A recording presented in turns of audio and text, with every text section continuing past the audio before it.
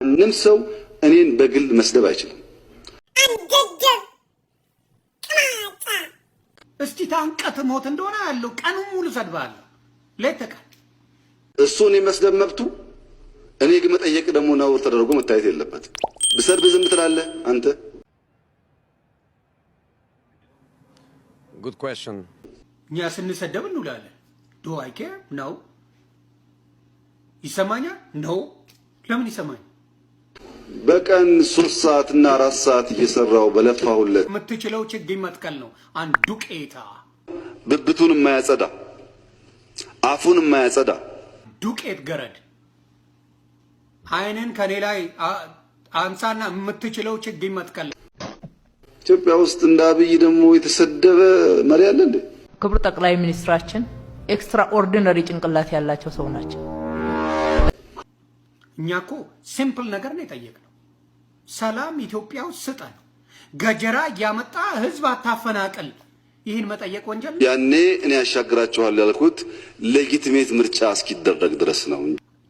እንኳን ኢትዮጵያ አይደለም ኤርትራውያኖች አብይን እግዚአብሔር ይባርከው ብለው ሲመርቁት አልነበረም?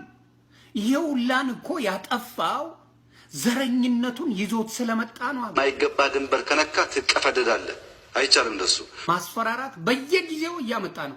እውነተኛ ከለር እየመጣ ነው። አሳብደሃል እየነገርኩ ነው። እዚህ ቁጭ ብዬ ሶፋዬ ላይ ቀልድም ያልቅባቸው ፓስተሮች አሁን ደግሞ ባንዲራው መሀል ላይ ያለው ኮከብ ያዋራኛል ብሎ መጥቶ ባንዲራ አንስተ ነበረ። እንግዲህ በባንዲራ ጉዳይ የተለያዩ አለመግባባቶች እንዳሉ ይታወቃል። ባንዲራ ላይ ያለውን ኮከብ ሁሉ ጊዜ ያሳየኛል። እሺ ይሄንን ባንዲራ ላይ ያለውን ኮከብ ራሱ ያየሁት በ2016 ነው። እሺ ሰማያዊ መቺ ሰንጠረዥ ያላት እሱ ኮከብ እንደበቃ ያወራኛል። በቃ ያወራኛል። ምን እያለ በቃ እኔ ኢየሱስ ነኝ፣ ኮከቡ ነው። እኔ ኢየሱስ ነኝ ይላል። ኢየሱስ ነኝ። እሺ እኔ ኢየሱስ ነኝ። ምድሪቷን ከብቤ ይዣታለሁ። እኔ ኢየሱስ ነኝ። ይንቀሳቀስ ነበር ጨርቁ። አዎ በቃ እንደዚህ በቃ እንደዚህ እያለ ማለት ነው። እያለ በቃ ሰንጠረዡ ራሱ ያለው እንደዚህ ይንቀሳቀሳል። ሰረሰረዘ አለ አይደለ? ይንቀሳቀሳል። ልናገረኛል። በቃና ኢትዮጵያን እንደሚያረጋት እኔ ነኝ። ኢትዮጵያን ሰላም መስጣት እኔ ብቻ ነኝ ይለኝ ነበር። በምንኛ ነበር የሚያወራ? በኢትዮጵያ ሆኜ ደግሞ እስራኤልን አድናታለሁ። ስለዚህ ለእስራኤሎችንም ይነገራቸው ልኝ ነበር። አውራቸው ኮከቡ ኢየሱስ ነው። ኢትዮጵያ የዓለምን እራብ ታስታግሳለች ነው አለኝ።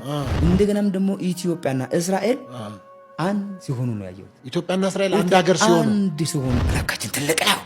ሻካን ያሳ አሜን። አዳነች አበቤ ለአዶናይ ምስጋና አቀረበች ያለ ነው ቴዲ ሐዋሳ። አድምጠነው እንመለስ።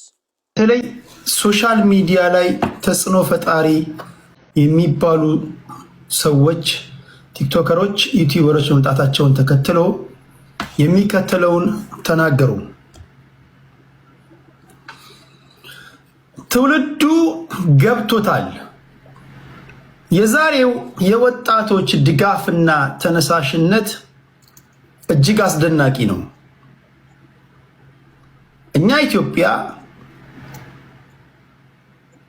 ብልጽግና በትጋት ስንሰራ ወጣቱ ደግሞ የዚህ ስራ ፍሬ ተቋዳሽና የሀገሪቱን ብልጽግና የሚያጣጥም ሆኗል።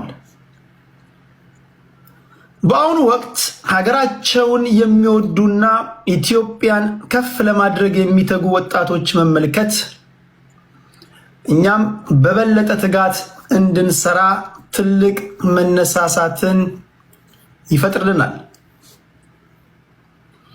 ከዛሬው በተጨማሪ ሌላው ማሳያ ሰሞኑን አዶናይ ብርሃነ እሱን የመሳሰሉ ወጣቶች እንደነ ዴላን ፔጅ ያሉ ታዋቂ አጫጭር ማህበራዊ ሚዲያ ላይ ዜና አቅራቢዎች ወደ ሀገራችን በመምጣት የኢትዮጵያን በጎ ገጽታ ለመገንባት እያከናወኑት ያለው ተግባር የሚበረታታና ይበል የሚያሰኝ በመሆኑ ወጣቶቹን በርቱ ልንላቸው ይገባል።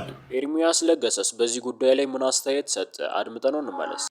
አንተ አዶናይ ትግራይ ውስጥ የተፈጸመው ይሄ መንግስት የፈጸመው ዘርህን እንዲያርጎ እንዲያርጎ ነገ ይበላሃል ይሄ መንግስት ምናምን ሚዲያ ላይ ቁጭ ብለው ለምን የኢትዮጵያ ሰንደቅ ዓላማ ለበስክ? ለምን አለበስክ? ማፈሪያዎች። ስለዚህ በአንድ በኩል ከዘመኑ ጋር ተራመዱ ከዘመኑ ጋር። ዘመኑ እናንተን እኔን አይፈልግም። አሁን እኔ ካመንኩ ቆይቻለሁ። አዶናይን ይዘህ የምትሰራው የገጽታ ግንባታ 10 ታማኝ በየኖችን ይዘህ ከምትሰራው የገጽታ ግንባታ ይበልጣል በዚህ ዘመን ላይ። ከምሬን ነው የምናገረው። ፎርሹር አይከፋውም ታማኝ። ይደግመዋለሁ። 10 ታማኞችን ይዘህ ታማኝ በየኖችን ይዘህ ገጽታ ግንባታ ሰራለሁ ከምትል አንድ አዶናይን ይዘህ ብትሰራ ይበልጣል። ሪያሊቲው እሱ ነው።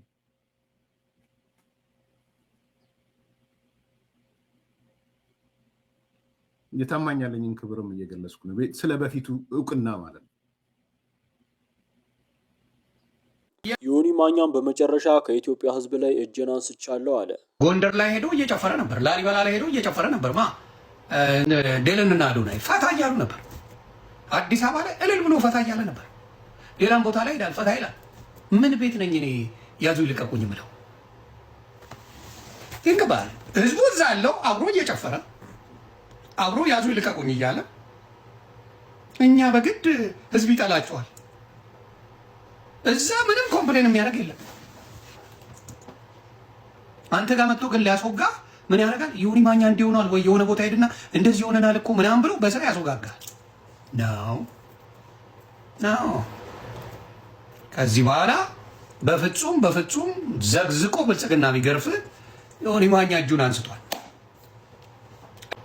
አድርሱላቸው። ለእነ አዳነች አቤቤ፣ ለእነ ሽመልስ አብዲሳ፣ ለእነ አቢቹ በሙሉ አድርሷቸው። እንዲያውም አሁን ሳስበው እንደ መንሱር ጀማል ኩላሊቴን እሰጣለሁ ምናምን ለማለት እየቃጣኝ